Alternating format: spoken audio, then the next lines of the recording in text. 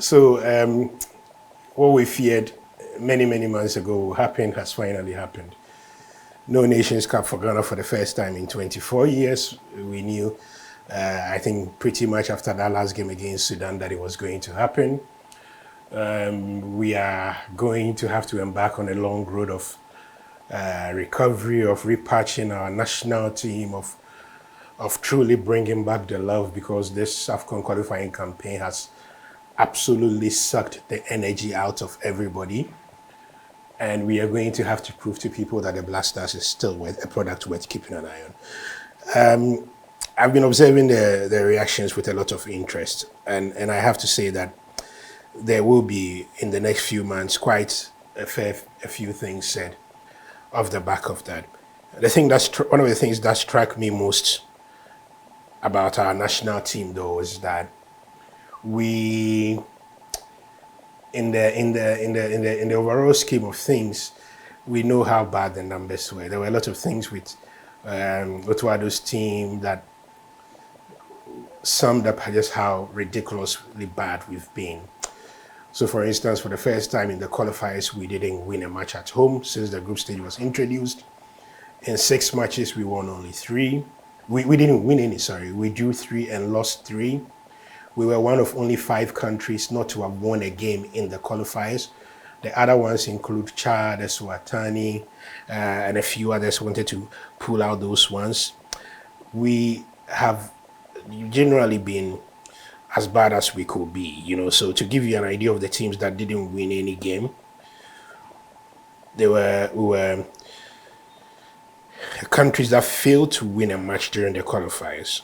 Ghana, 3 draws, 3 defeats, pretty same as Chad, who also lost 3 and drew 3. Eswatini drew 2 and lost 4. Madagascar drew 2 and lost 4. And then Namibia drew 2 and lost 4. So you can make a realistic argument that in the last 6 international matches on the African continent, this is our level, this is our league. A league with Chad, with Eswatini, with Madagascar, with Namibia, can win in 6 and all that. In the midst of all this, we are being told that there's no problem sticking with Otto Addo, that it's okay for us to stick with Otto Addo, that it's also okay for us to stick with a man who has made us an absolute laughing stock. I listened with amusement the justification put forward by the team manager of the Black Stars, one of my very good friend, former sports journalist Aminu Shado, who spoke passionately in defending the coach and said that if you look at the parameters, you don't go looking at results only. If you go looking at results only, you probably have changes of coaches in the Premier League even after 5 matches. The analysis that I have made is for people in leadership positions in taking decisions. You don't only look at the results. I head management of a football club, and I have sacked coaches before. I'm interested in this. The analysis is for people in leadership positions in taking decisions. Now, I don't know what exactly that means. This is an analysis that I also know for a fact. I also know for a fact that whilst you don't look only at results, you can break down the results and what happened during the results and the demeanor of the person managing the results to prove to you that everything is wrong. Especially results by a man that a lot of people, including the GFA's own search committee, didn't really fancy.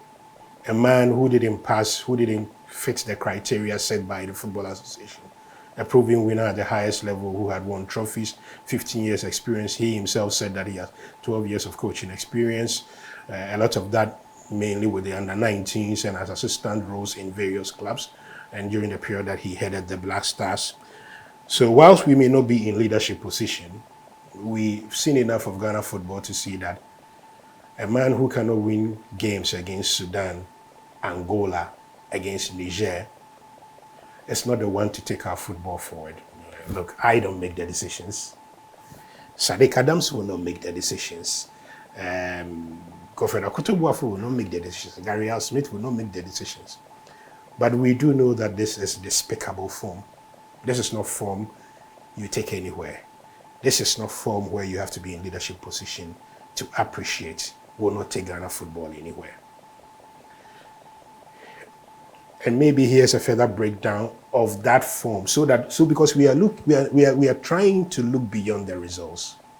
We are trying to look beyond the results, and we are trying to look beyond the results so that we're able to come to a good decision about Otto Addo. When we look beyond the results, Niger took 4 points off Ghana. For the first time, they won against Ghana at home. Niger took 4 points off Ghana in the Nations Cup qualifiers. Sudan took 4 points off Ghana in the Nations Cup qualifiers. Angola took 4 points out of Ghana in the Nations Cup qualifiers. 6 times 3, 18. Sometimes my math tends to be bad. I got this one pretty spot on. How many of those points did we get? 3 out of a possible 18 points. We don't want to look at the result. I have not heard a bigger lie, a much greater untruth, a more lopsided analysis of the Black Stars than this idea that the team played well and just didn't get the results. No, the team didn't play well. The team missed guilt-edged one-on-one chances against Sudan. The Black Stars conceded multiple bad goals from minor basic individual errors. They didn't happen once, they happened game after game. They conceded bad goals from set pieces. That speaks directly to a coach who was not learning his lessons game after game, or it speaks of a coach who was not able to transmit his message to the team. As simple as that. The Black Stars conceded multiple goals in the final minutes of games. That is a reflection of the quality of coaching, and it's a reflection of the quality of football you play. That you are conceding match after match goals in the final minutes, it speaks of a concentration problem. A concentration problem is, by a wide stretch, a coaching problem. So no, the results reflected the quality of football we played. It reflected how badly we are coached. It reflected our lack of game management. It reflected our ability to maintain our composure in the most important moments of the game. And when you sum it all up, it reflects the coaching capacity and the ability that Otto Addo brought onto the team. I don't think there's any doubt about that. I don't understand why anybody would dispute that. I know that we must all speak.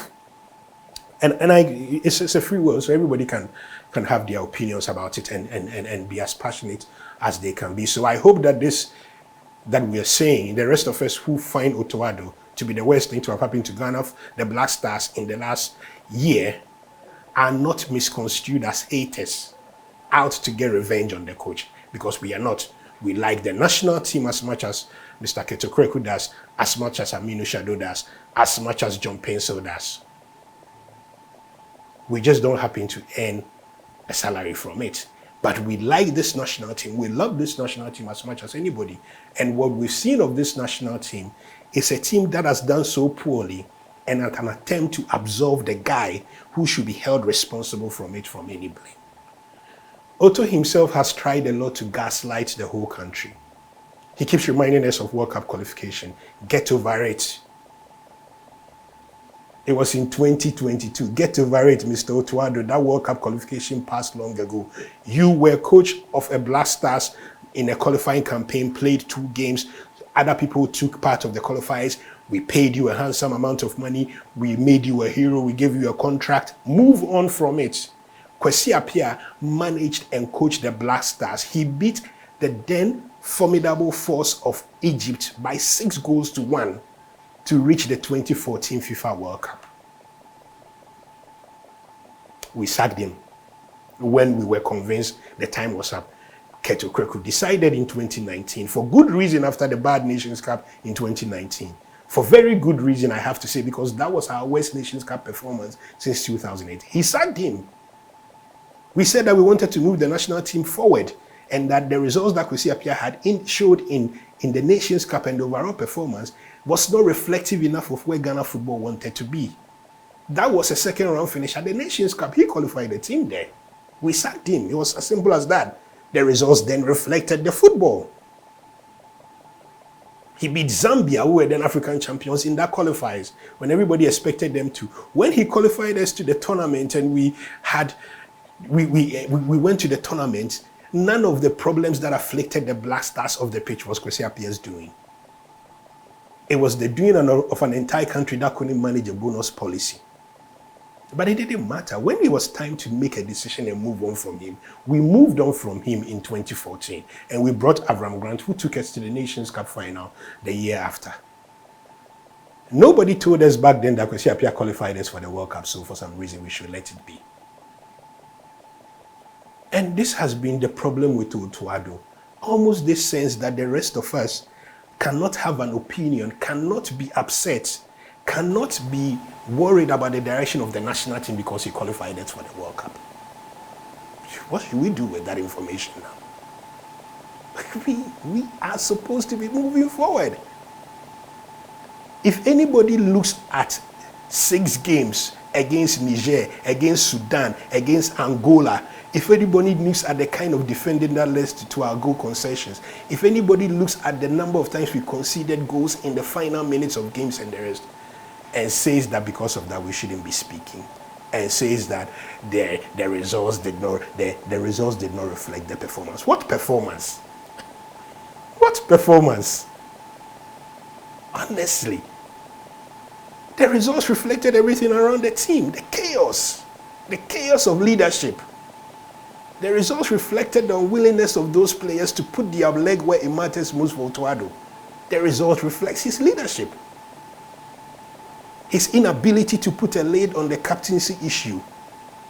And maybe his inability to properly manage those players. That is why a lot of those players don't feel like doing it for the national team. That reflects in the results. There is no other way around it.